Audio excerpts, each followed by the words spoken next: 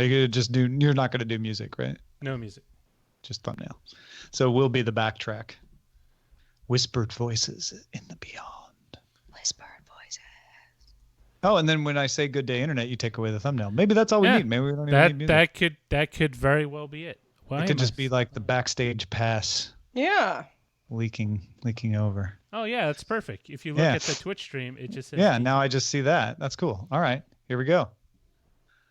Good day, Internet. Good day, Internet. Good day, Internet. Justin Robert Young will be joining us shortly, folks. He's been scrambling doing his PX3 coverage these last few days. Let me tell you. Wait, what's that? Huh? We're just talking about the bountiful feast of politics news that you've had shoveled into your face over the past several days. Yeah, too much. Sometimes you need to have a little bit of time for your life to exist, which the political news has been very loath to allow me. Hey, tap on that mic. I wonder if it's picking up the right one. Nope, it's not. Right. We're not hearing anything. I mean, we're hearing something, but it's not that. Yeah, we get it. Oh my goodness! It was. What was I gonna? I was gonna reveal something on the show today, but I can't remember what it was now. Well, that's not much of a reveal. I know it's not much of a tease, is it? Well, yeah, we're waiting time. I am your father. All three. Good Lord. Wow, that's aggressive. A lot. No, that's not it. Thank goodness. Scientifically not possible. Although, okay. In my case, big upgrade. Tom Merritt's my dad. Right. I mean, look, I'm just saying, like, I'm not saying no, right? Like, just right? Yeah. Let's keep. I'm not sure I'm ready for it, to be honest. Let's keep the conversation open. Let's just look. Yeah. Initial static, right? We're all human. Let's keep going. Let me talk to Glory about it. Yeah. No. What was I can't remember what I was gonna talk about. I had something. I was like, I gotta make sure I mention that on GDI. It'll come to me. My old age. It will. We got a little rain. Yeah, we got some. Apparently, Roger did. I didn't get any here. Yeah, I haven't seen any, but it looks like it is going to rain at any moment, and I could not be happier. Well, I'm actually somewhat around you guys. I'm down here in San Diego. Yes, you are. So maybe it'll rain here. San Diego. Yeah, maybe. We have, Justin, I hadn't told you, we're going to be giving everyone at the $2 level and up as of November 1st. So on November 1st, if you're backing at the $2 level and up, you're going to get a copy of the cookbook as a PDF. Yay! Finally, the world will know my grandma's shrimp recipe. Yeah. Thank you, Mac Lua, for subscribing with Twitch Prime for 2 months. That's awesome. Yeah, man. The best. I even got compliments from our Patreon rep, the person who helps us out with Patreon stuff. She looked at it. She's like, "This is great." I'm laughing like crazy. Oh, the cookbook. Yeah. Wait, was she laughing at the recipes? Yeah, the names. Oh, okay. Because we have the funny names. You know, that stuff I actually ate. I'm laughing like crazy. These recipes are awful. Like, how do you guys eat these? Yeah, this guy's still alive eating like this? That is, yeah, to be clear, that is not what she was trying. I poured my $1.50 into that recipe every week. No, we actually already had somebody who wrote in very nicely and said that they heard about the cookbook, so they decided they were going to upgrade to the $2 level. Just go ahead and do it in advance because we don't even have the $2 level until October 1st. And then as they were thinking about doing that, they realized, you know what? I get so much out of this show.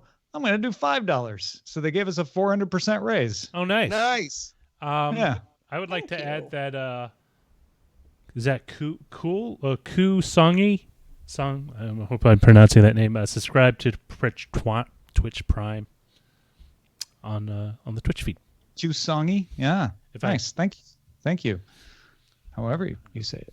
I'm sorry if I mangled it. I do have a little plug for the GDI listeners, specifically those in the Chicagoland area. You will be able to hear my dulcet tones on AM radio, 560 The Answer, making my, I don't know, it's my conservative talk radio debut, because I think I've done a hit on conservative talk radio before. But I will be on with Andrew Heaton on 560 The Answer at 5 p.m. Central Time. And we come on right after Sean Hannity. And boy, howdy, will we drop that audience fast. Got a good lead in, I guess. Oh, WIND. I would. Yeah, and I would also like to thank Macula for subscribing to Twitch Prime for 2 months. Excellent. Thanks, Macula.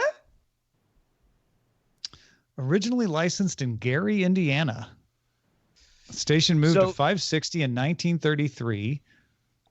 Wow. Call sign was changed to WIND, and it's been the same ever since. So the reason why that I will be on 560 The Answer tomorrow is because Joe Walsh is running for president. He was the former talk show host that had that slot. And now with him not there anymore, they are desperately looking for people to fill in, and Andrew Heaton is one of them. And so I will be on a show that includes me, a former director of the NSA, and an astronaut. Nice. Oh, wow. Nice. So obviously, you know, I think you should lobby to bring back a good old fashioned WIND tradition. From 1930 until 1985, WIND played the Whiff and Poof song every night at 2 a.m. The Whiff and Poof song. Yeah. I don't know if I've found the Whiff and Poof song on SoundCloud these days. Try as I might to stay up on the trends, Tom. I don't know. I believe the Whiff and Poof song is associated with Yale. If I'm not the university, is that right? Yeah, the Yale. It's like a Yale thing.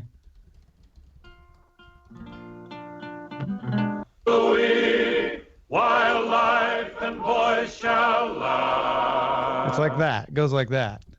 I don't know if I've ever met anyone from Yale that hasn't eventually betrayed me.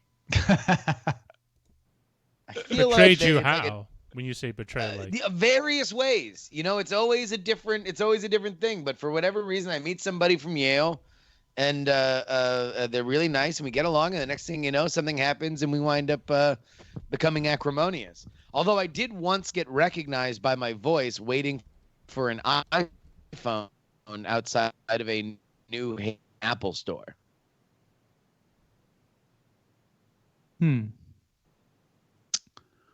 Sorry, I was looking at when WIND briefly was a Spanish language station in 2004.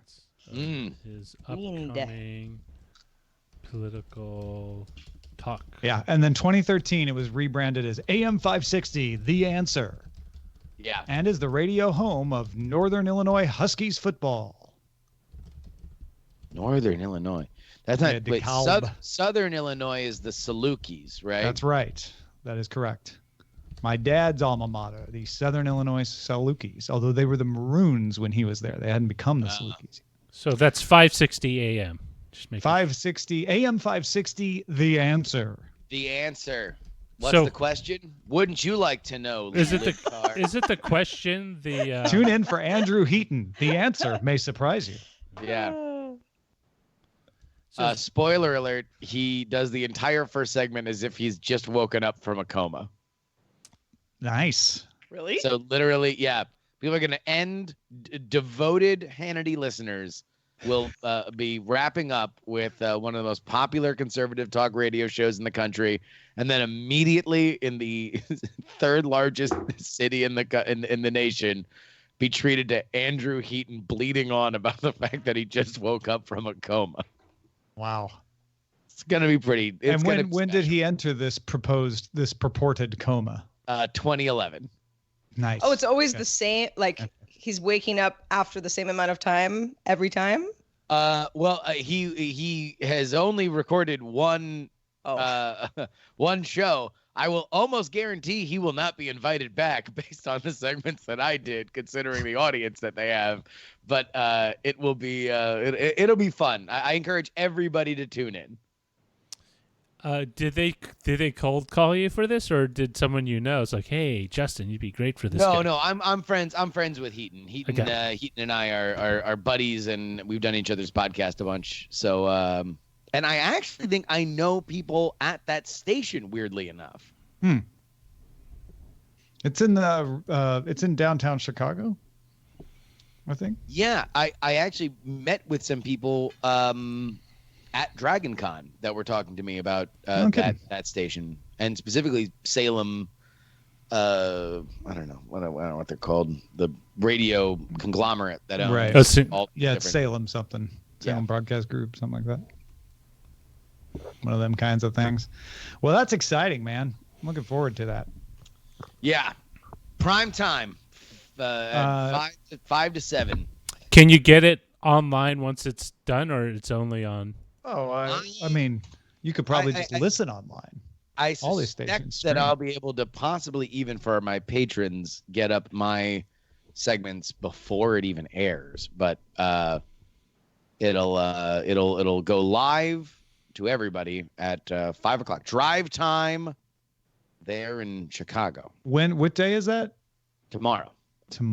Okay. Yeah. 560theanswer.com. Mm-hmm. You can listen live. Starting at what? 5 o'clock Central? 5 to 7, I believe. Yeah. Sean Hannity's on right now on The Answer. Man, tell you what, I bet he's giving everybody the what for. Big tumultuous times in politics. These are moments that you're going to see in a future textbook. That's what I think of when we go through a period of great historical significance that in the couple of decades will be in a textbook. Well, why is there something happening in politics? even though we are a young country, anytime that you do a thing that has only happened like that you can count on one hand, generally tends to be something that is significant. We'll see. We'll see what happens. Just keep listening to Justin Robert Young to find out. On The Answer 510. I'm a huge superhero fan. There it is. Streaming live. It's in a commercial break right now. I say that doesn't sound like Hannity. You can go to 560theanswer.com. Yeah. Let's see if I. Amy Jacobson. Former federal prosecutor Andy McCarthy joins us. All right, there you go. There we go. They even have that Miami Vice synthesizer. Ooh, yeah. There's a very specific and idiosyncratic music choices that are made on conservative talk radio. It's very odd. I mean, radio in general, I think, has a very interesting, specifically like big radio shows, have a very interesting kind of music selection that tends to be a little musty, a little dated. Mm-hmm, mm-hmm. A little safe, you might say? Perhaps.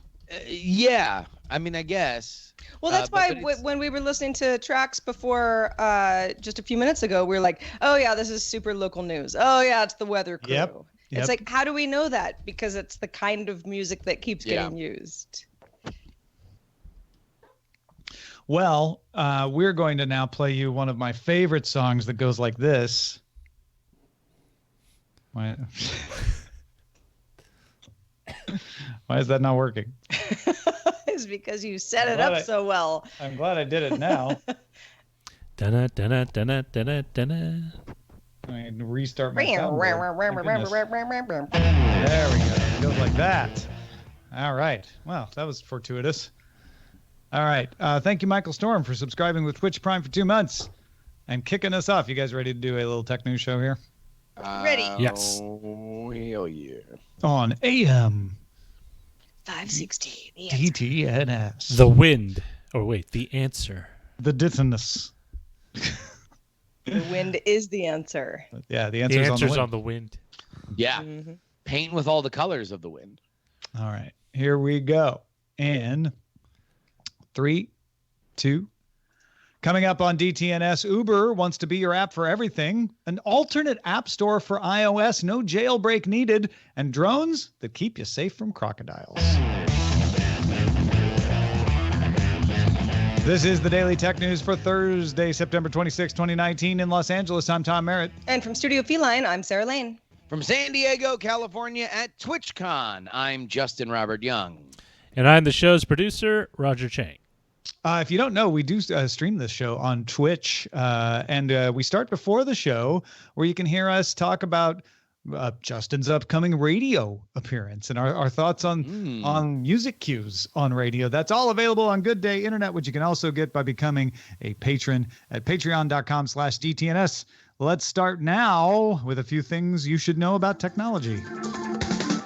Indonesia ride-hailing company Gojek launched a video streaming service called Go Play, featuring exclusive access to hundreds of movies and TV shows and some shorter clips in a library of its own. Gojek began testing Go Play with select users back in June, focusing on local content in the country. Gojek has partnered with major local production houses such as Base Entertainment, Kalyana Shira Films, and Warhana Creator for production of original titles.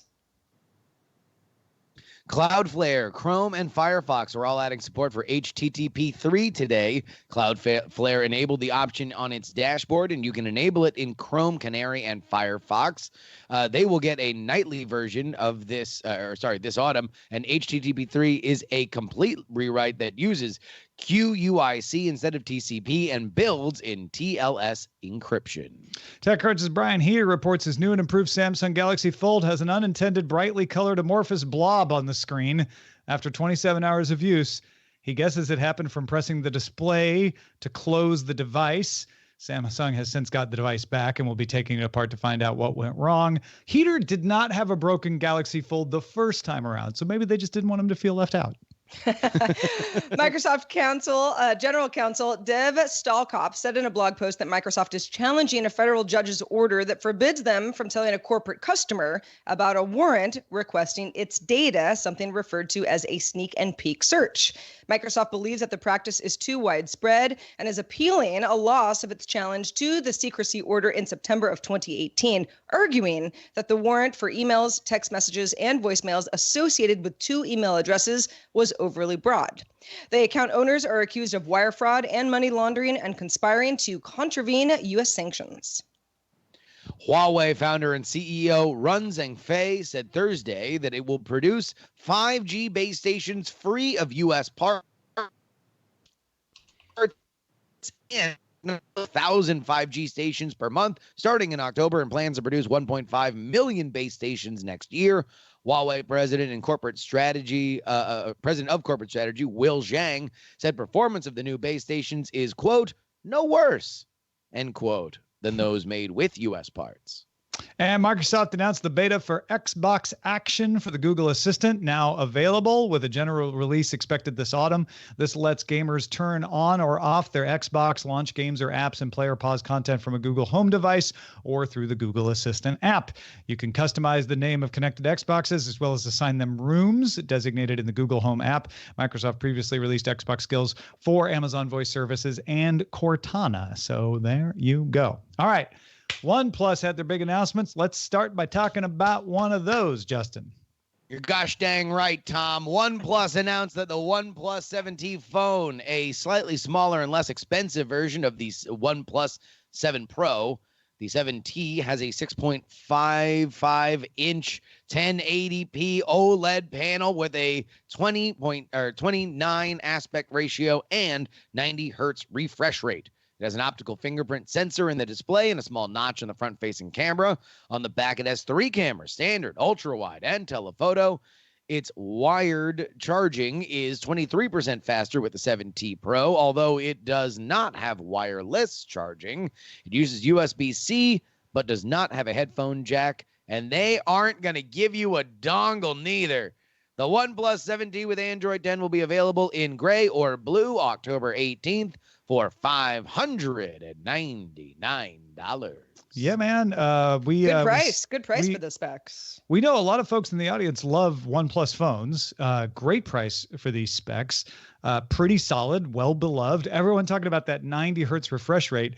Most of the reviews I read just kind of gushed about how smooth the phone worked and how good it looked for $599. I think that price point just puts rose-colored glasses on people's faces. Yeah, look, I mean, the feature to me about the new iPhone is the fact that those 3 cameras really do functionally change the way that you take photos. If you can get that for a fraction of the price, well, friends, you got a stew going. Yeah, and OnePlus fans particularly were very proud of having headphone jacks for a while.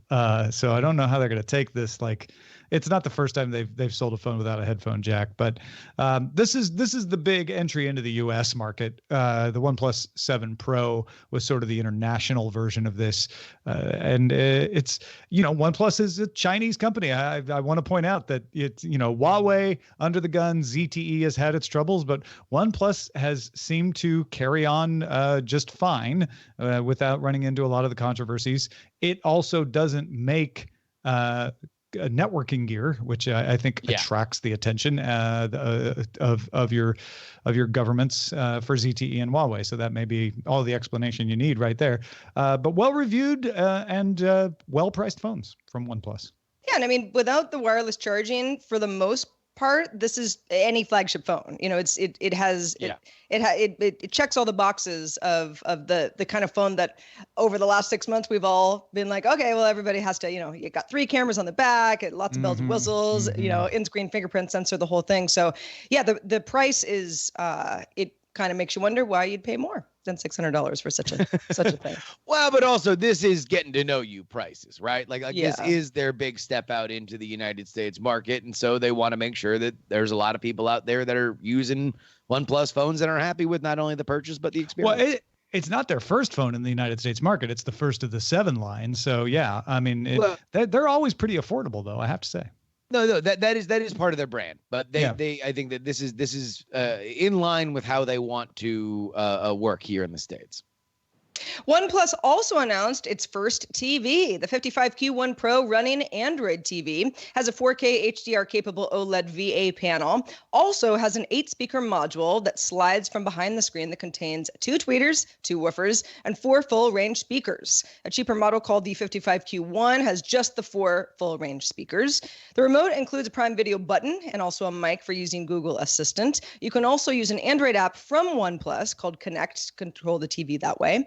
At launch, it won't support Netflix, although OnePlus does say it hopes to fix that by October or November of this year. The 55Q1 4-speaker model will sell for 69,900 rupees. That's about $985 US. And the 8-speaker Pro for 99,900 rupees, or about $1,400 US in India. Yeah, so this is a quantum dot, so technically a QLED panel, and by all QLED, sorry. Yeah, by all accounts, a nice looking panel. Now they're only marketing this to India. This is OnePlus's first venture into televisions. I think it's interesting that they're trying to split their loyalties by saying, yes, we'll use Android TV, so Google Assistant, but don't worry, Amazon will put a Prime Video button on our remote for you. That always kind of bothers me because those remotes age, and eventually, I'm not saying Prime Video is going to go out of business, but at some point you're like, why do I have an MGO button on my Roku remote? Yeah, I know. Hey, big shout out to everybody with RDO buttons on their Roku controllers. Yeah. Yeah, exactly. But it looks like a decent TV. So, Godspeed OnePlus on entering the television market. I think I was expecting these to be at a little lower price point. This doesn't seem to really compete with the TCL price points as much to me, but it's close. I mean, but it's kind of like they go from one rapidly commoditizing market in smartphones to by far the most commoditized market in televisions, which has been, at pretty much rock bottom, margins for a decade and a half now. Well, and OnePlus can also say, well, there's an included sound bar essentially within this television, which can drive the price up a little bit. That's a good point. That 8-channel or that 8-speaker sound bar is pretty sweet. That makes a big difference. All right, we have some research on moderation effects. In January, WhatsApp limited how often messages could be forwarded to 5 groups instead of the previous 256 groups. The idea, by reducing the amount of groups you could forward to, was to slow the spread of disinformation. MIT researchers have studied what effect, if any, that change had. Co-author of the preprint of the study, Kiran Jaramella, is from India and said the general consensus of people she talked to during the Indian election was that it didn't affect things much. So the perception was, I don't know that it did anything. WhatsApp says that when they put the limit in place, it reduced the total number of forwarded messages on the service by 25%. So what did the study do and what did they find? Researchers joined thousands of public groups across Brazil, Indonesia, and India in order to be able to collect 6 million public messages. Remember, WhatsApp is end-to-end encrypted, so they had to find public groups to be able to do this. They used those public messages to rebuild the network and run simulations using different forwarding limits. So they knew what the messages were, where they'd been forwarded from, and they could model that network and say, okay, what if we had limited it more? What if we had limited it less? Under the 5-group limit, they found that 80% of messages died within 2 days, leaving 20% to reach the full network. So it definitely had an effect. However, the researchers say the data indicates that directly limiting specific messages or people could add to the effectiveness of this. So they're saying, yes, definitely had an effect, probably more than people perceived. But if you really want to shut stuff down, you're going to have to target it more specifically. This is a fascinating case because to refresh folks as to why these moderation rules were put into place, there were rapidly spreading mobs that at times could even end people's lives. Like it was literal mob justice that was being round up because information spread as fast as it did. I think this was a very inspired thing, and I'm glad to see that it shows that obviously there is some net effect to these things kind of dying out a little bit quicker than they would with effectively unlimited gasoline to be poured on the fire. Yeah, I think this is a good study, and I encourage these kinds of studies to happen because I think we learn more about what's effective. And in this particular case, what they're saying is definitely reducing forwarding helped, but it didn't solve it, right? And that's the kind of thing you want to know, because if you just jump to one conclusion or another, you may spend your time doing a bunch of things that don't help at all, or you may think you've solved it and you haven't. In this case, the perception was, I don't think this solved it. And it turns out, well, it solved it more than you thought. It just didn't solve it all the way. So that's good information to have. Yeah. Good example of an app saying, all right, well, we took away features basically, but those features were being abused more than they were being used for good. Yeah, definitely.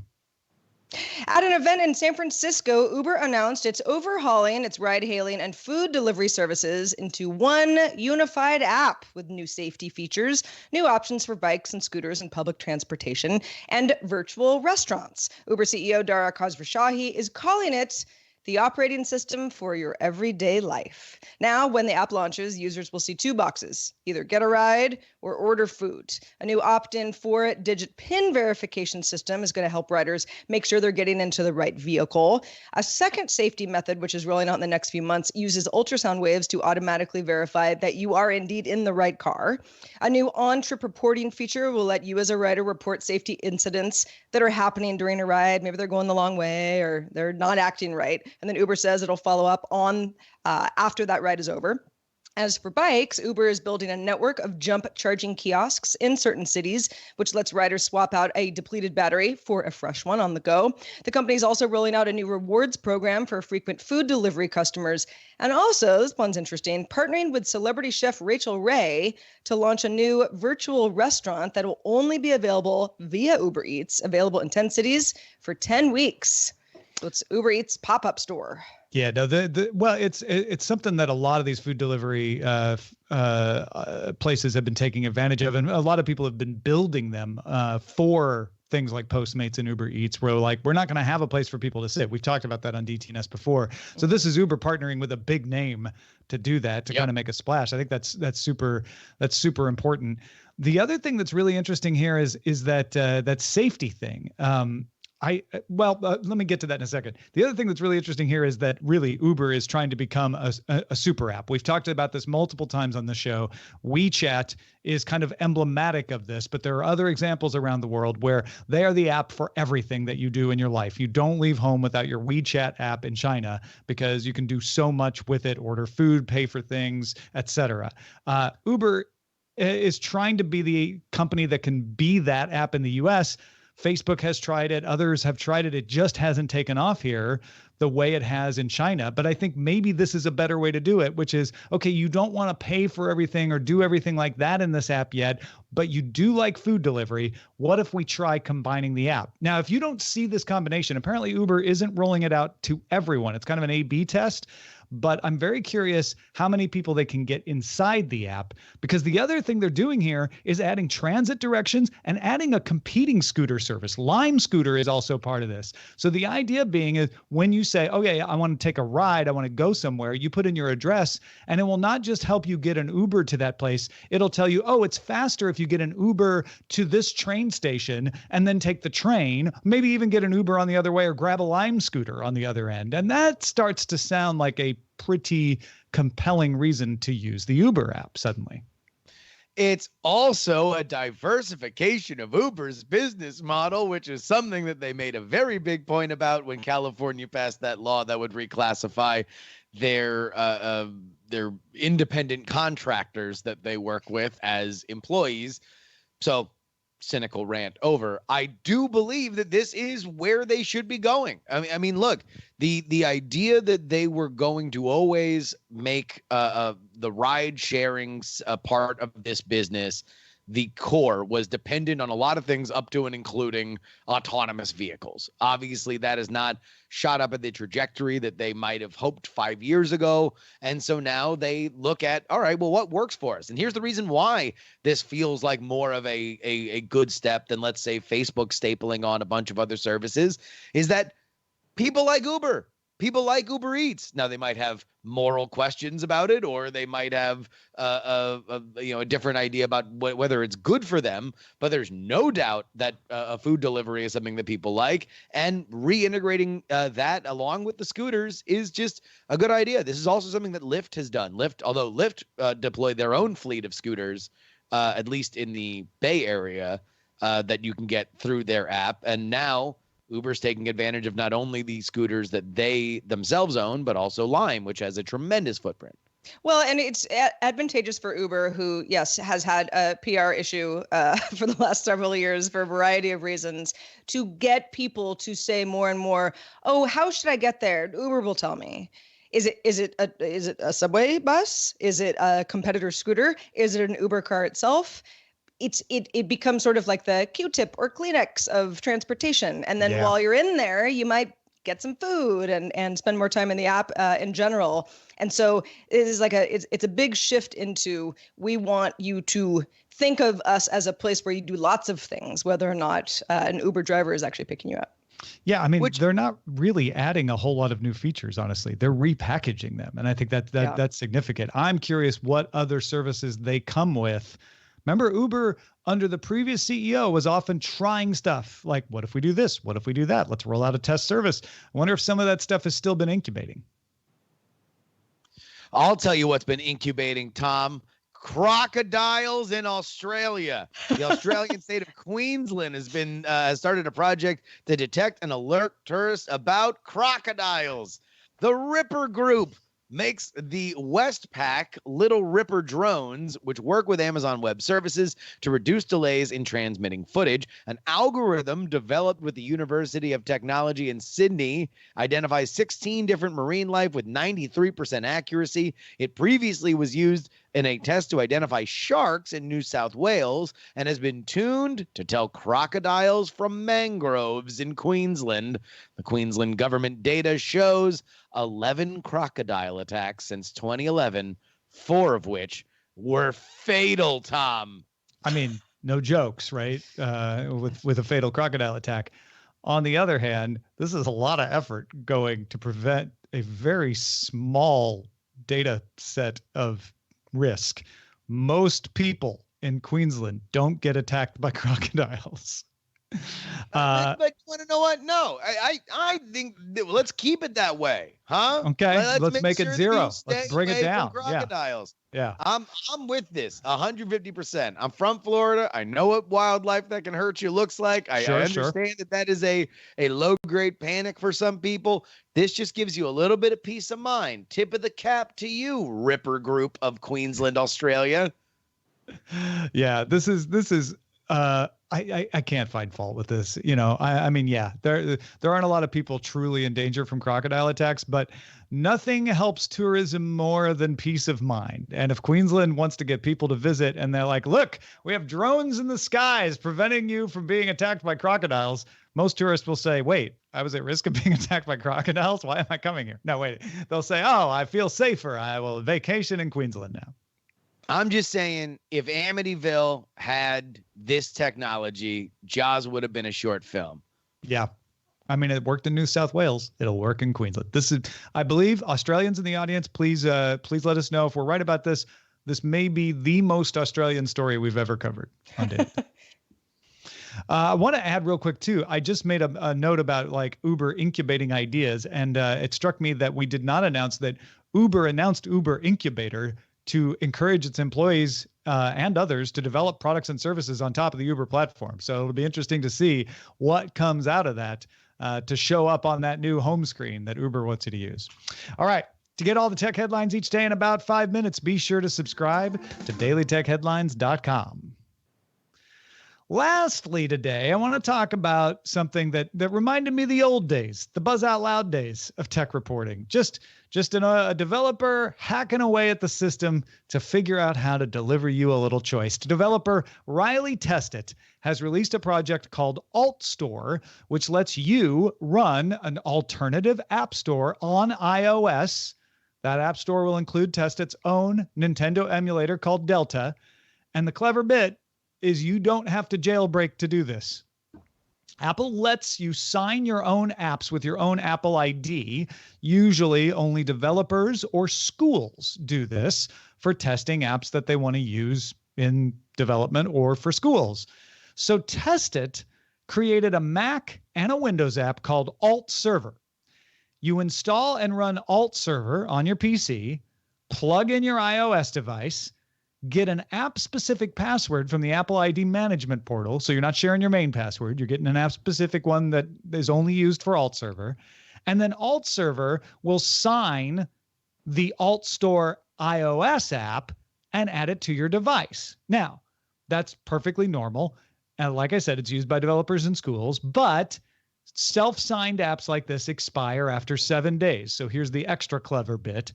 The reason you want to keep Alt Server running on your PC is it will every 7 days refresh the app for you so that it's good for another 7 days, as long as your iOS device is on the same Wi-Fi network as the PC running Alt Server. So if you're home, you're connected to your Wi-Fi, your PC's connected to your Wi-Fi, done. It'll just keep running. You'll never even have to know about it. Now, Apple could shut this down, but it would be hard to do so without affecting the schools and developers that use it. Testit thinks the thing they could probably do is block the refreshing of the apps over Wi-Fi. So that would mean you'd have to plug it in every 7 days to refresh the app. But if you're worried about the security of it, the code is open source. It's on GitHub. Anybody's free to investigate it. And once it's ready for full launch on September 28th, the Delta emulator that Testit has made will support SNES, Game Boy, Game Boy Advance, and Nintendo 64 platforms. And because of the developments in iOS 13, it'll work with Sony DualShock 4 and Xbox One controllers or any MFi supported gamepad. So I just had to say, I thought this was a very clever and elegant piece of working around. I don't know how many people are really going to do it. But Roger Chang, our producer, I know is a big fan of emulators, and I thought this might appeal to you too, Roger. It is a very clever, a clever way of kind of getting around Apple's sort of walled garden. I'm curious to know what Apple's response. Now, like if it were me, I would just kind of shrug and and kind of keep it on the down low. But there could be some sort of something they could implement to help defeat this. But I mean, that would be a lot of work just for this one guy. It has always been my theory, and I think it will be tested here, that Apple doesn't care if you do stuff like this. It also doesn't care if something they do breaks it. There's nothing obvious that they would do that would break this. So I think this will continue to be available. I think it's more likely that Nintendo gets bent out of shape over an emulator getting this much attention. But I don't think there's anything that Nintendo can do about that because he's not including the ROMs, right?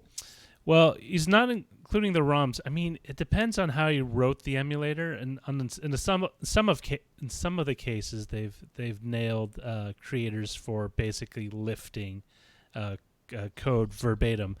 But I don't think that would be the case. And, there's literally an arm length's worth of emulators floating around on the internet. Yeah. And the ROMs are super easy to get. Not that I would know, but they're super easy to get. You've heard. You've seen. I've people heard. say I've heard that on the they're very forums. easy to get. I've Yeah. heard on the forums they're super easy to get. And Tested isn't new to making these emulators, so I'm guessing he knows how to write his code to avoid any kind of risk of Nintendo coming after him because he's been doing this for a while. Well, all right. So here are the two reasons why this would get stepped on. Number one, you guys already identified, which is that people who believe that their IP is being infringed through this app now start complaining and ask for Apple to do something. Many of them, considering we just had a gigantic launch of a Mario Kart app, are partners with Apple that want to see things continue to flourish on the mobile side. The other is Apple just not liking the precedent. And just not saying just not liking the fact that, okay, you want to know what? This certainly takes a lot of effort. It takes continual renewal and maintenance to make sure that it keeps going. But we're not in love with where this could lead down the road if it becomes popular. So we're going to squat on it. And, I don't know. I would tend to believe that we're probably going to see at least what Tetsid thinks their next move will be to eliminate Wi-Fi. The Wi-Fi blocking. Just make you plug it in. Apple usually worries if it's something that they think their audience is going to do and hurt themselves, right? They're like, they're very parental that way. That's why they sometimes would fight jailbreaking. I always felt like they fought jailbreaking by just not bothering to adapt to it. Like pretty much any code change can hurt a jailbreak by accident. So I don't know. Yeah. It'll be interesting to see. Well, I will say, at least in the case of Nintendo, sometimes they've gone after the creators, but most times they just go after the websites that host it. Host the ROMs. Or just the ROMs or even the application. So maybe they might lean on GitHub. I don't know. I mean, it seems a bit much for one guy. I don't think so. Again, Tested's been doing this for a while and has avoided that sort of scrutiny. So I doubt that becomes the way it goes. But yeah. Anyway, good. I don't know. It feels like 2008 again doing this story. It just made me feel good. Hey, thanks to everybody who participates in our subreddit. You can submit stories and vote on them at dailytechnewsshow.reddit.com. We are also on Facebook. We have a group, facebook.com/groups/dailytechnewsshow. Let's check out the mailbag. Let's do it. Connor wrote in about our discussion we had on Tuesday with Patrick Beja about reselling software. Connor says, I'm a software engineer, and this subject reminds me of the transition happening with a lot of enterprise and B2B software companies. Before business software started moving to the cloud, the software was mostly considered on-prem, meaning it was installed in customer data centers on servers or mainframes. A disk was typically shipped to the customer for them to install, or a field technician would visit the site and install it for the customer. This is still pretty common, but is trending out with software as a service and the cloud. It wasn't the software that was sold to the consumer, but a perpetual license, which gave rights to the consumer, allowing them to use the software, and that agreement typically came with somewhere between 1 to 3 years of updates and support. After the 1 to 3 years, a new agreement would have to be made. Patrick touched on this when mentioning selling a license to access a game for 50 years. By no means was the customer allowed to resell the software, though, because they didn't own it. As Tom expressed, reselling software just doesn't make sense. With the current trends in consumer software and gaming, including software as a service, game streaming, and other subscription models, I think this problem will quickly fade away. Man, no, that is a great analogy, and bringing in that B2B perspective on it is very valuable. Thank you, Connor. I think Connor wins best written email of the week here. Really well done. 3 cheers for Connor. Yeah, keep those emails coming. We love your feedback. Also, thanks to Justin Robert Young. Always good feedback on the show. Justin, where can folks keep up with the rest of your work? Oh, well, I don't know if you guys have noticed, but in the world of politics, there's been quite a lot of news. So here's what I would suggest you do. Number one, go to your closest podcast player or store and find the Politics podcast and sign up for my free political newsletter at freepoliticalnewsletter.com. And if you are at TwitchCon, you might see me, but more than likely I'll be at the lobby bar playing Hearthstone. So just come on and tap me on the shoulder. I swear I won't bite.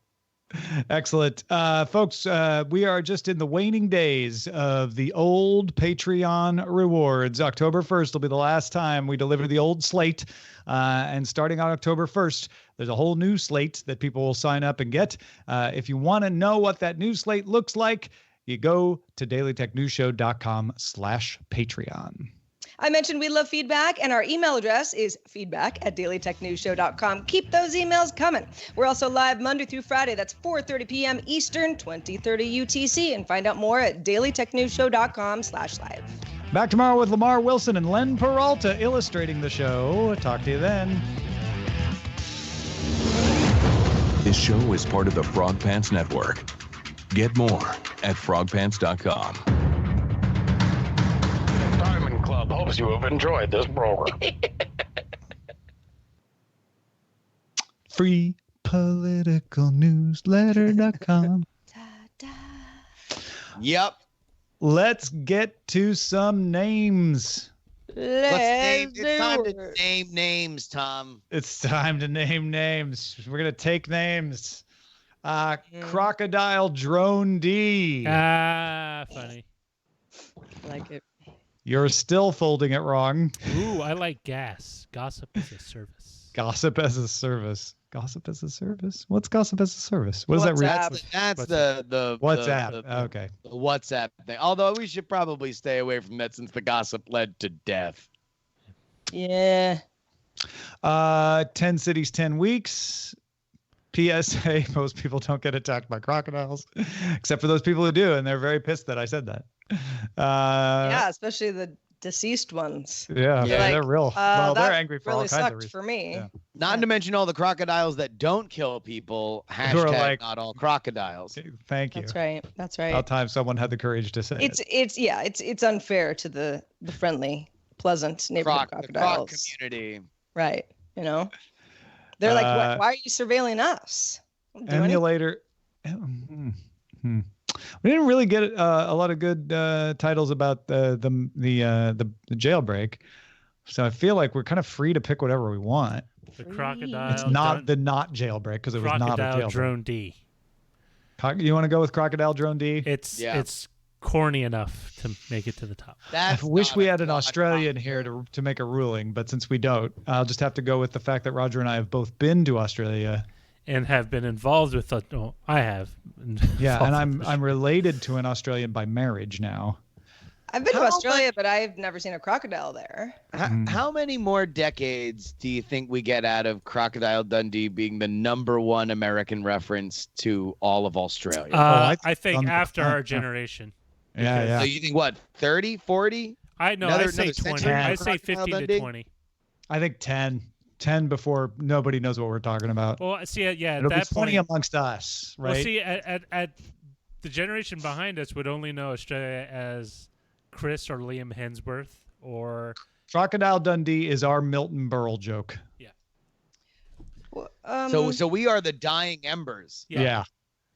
Of that particular style of Australiana. Howdy doody. I mean, all right. Somebody, if you're listening to this and you either have sired a tween, then please ask them whether or not they know Crocodile Dundee jokes or references. Yeah, just walk up and go, "That's not a knife," and see what they see. I don't even. I know Crocodile Dundee is a movie, but I don't know the knife joke. Like I don't. There is no reference you could make from the movie that I would know. Mm-hmm. I've seen it's already dying. Yeah. Already dying. You're not. It's already dying. Yeah. So the that's not a knife. This is a knife. That no sale on that. I would never know that reference. Although what's interesting. Held a crocodile to my head. I Mad wouldn't know. Max still might Mad Max might still retain some impact because of Mad Max Fury Road. Oh, sure, but that's a whole separate thing. That has nothing to do with Crocodile Dundee. And also, it's like Mad Max Fury Road. The earlier ones were a little bit more like, oh, this is like an Australian film. The new one, it does not. I mean, like, you know, all the actors aren't Australian, so. Mm-hmm. All right, so Crocodile Drone D, and then you know, I don't know if we'll use this for Good Day Internet, but oh, by the way, who did Crocodile Drone D? Beatmaster 80, congratulations. Justin Breaks WIND. Oh, stop. Suggested for Good Day Internet. We also have Good Day Radio, Cookbook Hype, music cues you can use. There's a lot of music cues, which we were only doing in the Discord. I see you specifically skipping past the one where you're. Oh, there's a lot about me being Justin's dad. Tom is Justin's father. Yeah. That one's good. You know, it's to the point. It is. You know, there's no jokes here. That's just what it is. Factually accurate. I don't care, Tom. In fact, I prefer Tom's son, Jury. Yeah. It's a little tighter. Oh man, I'm gonna be really sorry I ever said that, aren't I? Wait, so which one? I have for whatever reason I've gone through life collecting famous fathers. Yeah, that is people want to comment that I am their child. That's an interesting claim to fame. It is. Because here's what I said: I'm all three of your fathers. Just quoting Darth Vader, not realizing the implications to what I was saying at the time. Well, and you noticed Roger and I were like, whatever, Tom. And Justin was like, let's think about that. I know. No, your reactions is what I anticipated. Yeah, that's it. You look, you put that one out there, Tom. Someone's gonna take you up on that offer. My own problem. So which one? Coffee break morning, then. All right. That seems the most innocuous and least offensive. Done. No, I don't care. Whatever you guys want. It's fine. Tom's Yes. son, Justin Breaks WIND. Tom's son, Blue. That actually sounds like a medicinal over-the-counter thing. Like Tom's son? Tom and Sons. Tom and Sons. Like Tom's toothpaste.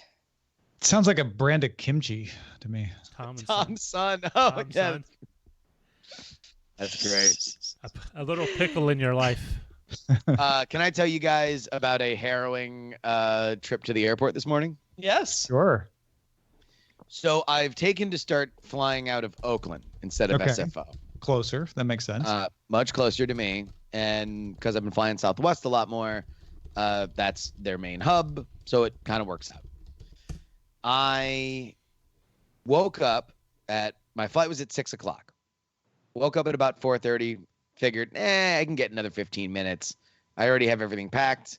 Quick shower, and then I'll hit the road. But you have that dangerous amount of time where you think you got like a luxury padding there. Mm-hmm. And so I wound up doing dishes. I have no idea why I had the intense desire that I just saw some like I got a little dishes. time here. Let's clean that up. Yeah. All right. There's one pesky little saute pan that I had like some stuff caked onto it. So I'm really giving it some elbow grease trying to get it off. It's like 4:59 in the morning. And next thing you know, I'm like, all right, you want to know what? I should really go and get that Uber now. Yep. Makes sense. 5 o'clock in the morning, starts boarding at 5:30. Now, I'm in the Bay Area. Like, normally it's like any Uber that's more than 5 minutes away is something to write home about normally. But of course, it's early in the morning, so I go ahead and I hit the button on the app, and that by this point it's like 5:06. 17 minutes away. Oh my gosh. Oh my. Why? I guess people just weren't on the road at that point. Right. Wow. So or they were, and they were all used. So you went to Lyft. I did not actually. Okay. This is exactly what This is exactly what Ashley told me, because Ashley is just fanatical about getting to the airport early. Oh, yeah. Her anxiety will Well, not. I feel like you undersold this. Like, Justin has traveled so much. I mean, during the Go Games years, he traveled all the time. That you have a very good, I would call it a very reasonable sense of not having to get to the airport early. You have TSA pre, you know about how long it's going to take you to get in there. You don't want to stand around waiting for the boarding to begin. So you've got a very good sense of when you should leave. So if people are like, wait, boarding at 5:30 and you left at 5, that sounds like it's cutting it close. I don't think so. For Justin's got a good sense of this stuff. Yes, and I'm tremendously arrogant about the fact that I'm going to be able to get on. Like I've developed by way of repetition just an unearned arrogance that I'm always just going to make it on, because so rarely have I not been able to make it on. Specifically when I don't have any bags to check. It was literally just a backpack. Right. Car gets there at about 5. It's a little faster than it was listed initially. Gets there around like 5:20, right? This is a 17, 18-minute ride to the airport. So I am arriving. I'm literally like pulling into the Oakland airport 8 minutes after boarding has begun. Wow. I make my way through TSA. Then thankfully, look, if it weren't for TSA pre, that none of this works if it's not for TSA pre. Please, friends, do yourself a favor. It's a little extra green. It makes your life so much better. TSA. No, don't do it. That's just going to crowd up TSA pre for the rest of us. I'm here for the people, Tom. I'm not here to be the 1% hoarding. So I wind up walking on to the flight. After everybody else, there's no lines like in the Southwest boarding process, but the door is still open. I walk in. I'm almost positive I'm the last person on, but I got my own row in the very back of the plane, which was nice. But yeah, I just, that was one of the times where I'm like, oh God. That's the other part of this story is Southwest boards by group, not by, you don't have an assigned seat. No. So if you're the last on, you're just picking from what's left. Although I am coming around our friend Brian Brushwood, who is a Southwest veteran. Like he has a billion miles. He is a loyal Southwest flyer. His strategy will and always has been run to the back. Even if you're first on, which he often is because he has status, run to the back of the plane and just go to sleep. Like, don't worry about it.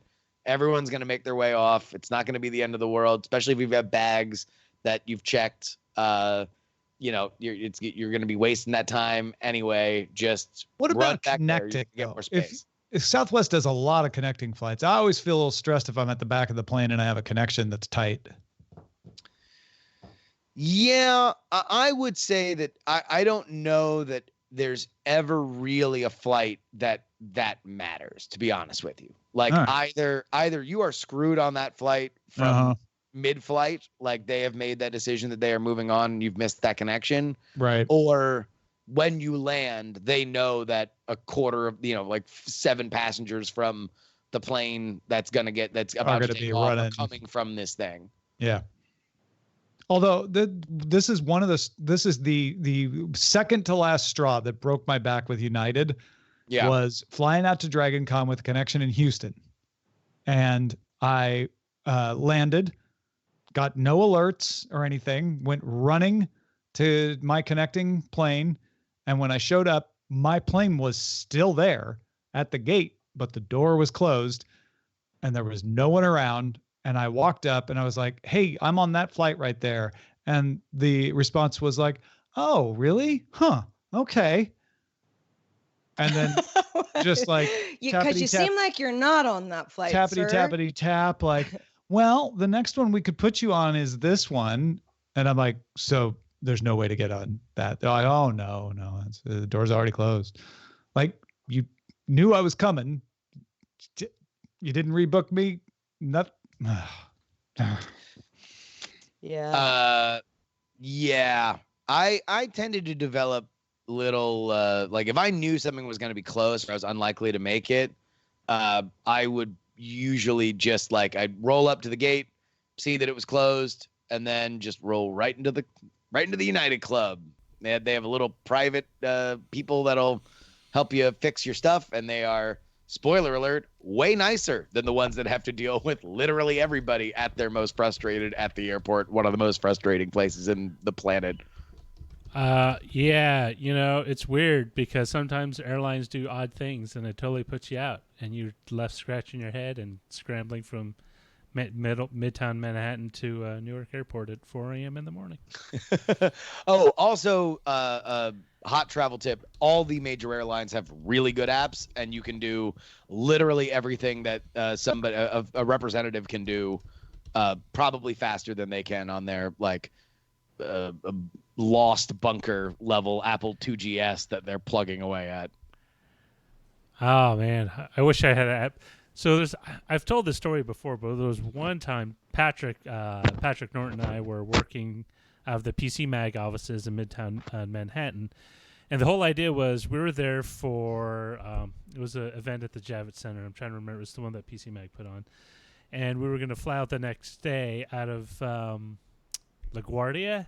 So he booked a hotel pretty close to the airport. 9 p.m. that evening, he gets a call from the airline saying, your flight for tomorrow's been canceled. He says, "What do you mean it's been canceled? Can't find the pilot, so the flight's been canceled." So what do you mean you can't find the pilot? Is he like face down in the the end of the runway or something? I don't know where he is.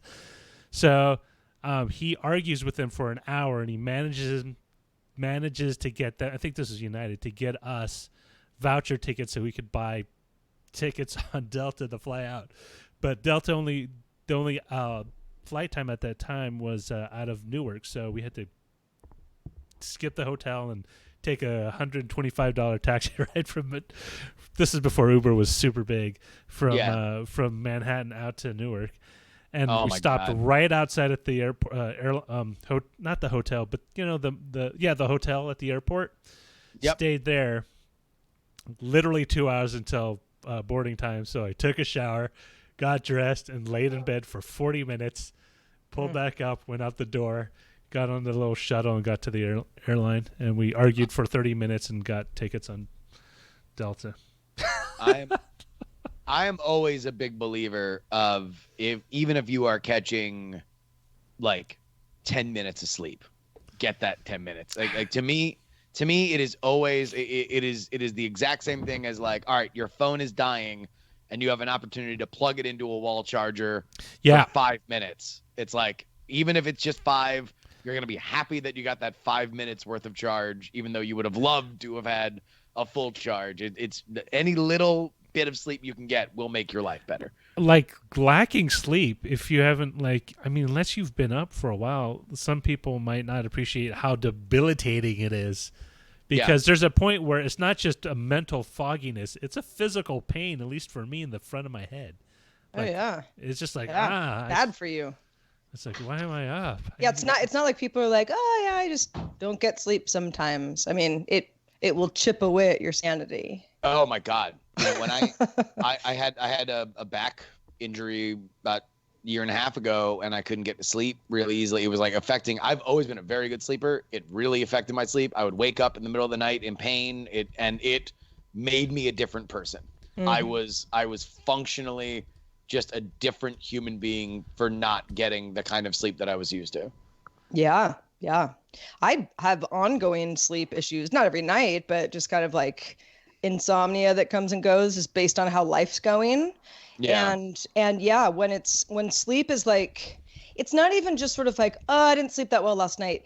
It like permeates the entire next day's thoughts. Because you're like, okay, I haven't slept. When am I going to sleep? I'm going to be able to sleep tonight. It's like, it's almost like this like drug that you're chasing after a while. I got to sleep. I have to go to sleep. It's a lot of fun, I'll tell you. Good times. I mean, especially with kids, like you're in a good set, and then there's like a crying in the middle of the night. You think it's in your dream, and then you realize, I got to wake up and deal with it. Just a couple of more years. I hope. Yeah. Maybe I'll. Yeah. 16, 17, short years. 16, 17. Well, at 16, they can apply for work permits and start earning some. Yeah, earn your cash. keep, kid. I don't know. I mean, like it'd be interesting if I'm sure it'd be highly illegal, but you could like you could do like Uber Kids, where you could like rent out your kids for like short events and stuff. Like, oh, I need to fill out like in Japan, they have an instance where you can rent families, right? Yeah. You can rent a boyfriend, you can rent a fake mother and father and stuff. You know, if you're alone. I could foresee a market like that springing up in the U.S. as people get for having kids to hang out with. Yeah, for like seniors or whatever. Yeah. Oh, yeah, okay. I mean, not. I was gonna say, toddlers, like, but- who's gonna pay for that? You want to get paid to be a babysitter? I think that's a charity thing, though. Yeah. Not a for pay thing. Not yet. Yeah. Look, Depends on the I think you are going to face some PR backlash with the idea. Yeah. Kids. I think somebody comes in and says, we're organizing a situation where we will pay you for your child to come in the supervised group to, hang out with senior living, to cheer them up. I mean, we used to go to the nursing home all the time when I was a kid, and do little shows from the elementary school. I could see some formalized thing of that, but it would have to have a lot of safety things and have to be like a giving, like we're giving back to the community spin for that to work at all. Pay up to give. Pay up to give. I don't think anyone's gonna rent their children out, Roger. Dare to dream, though. I know you're trying to monetize them. I'm saying. One of these days, you're gonna see an ad and you're gonna hit yourself in the forehead. It's like, damn, he was right. No, on this one, I don't think. I mean, many of your ideas, that will happen. This one, I'm pretty sure not. This one we're taking a clean pass on. The paid mourners, though, definitely. That's already happening. I don't need mourners. Why not? What do I need mourning for?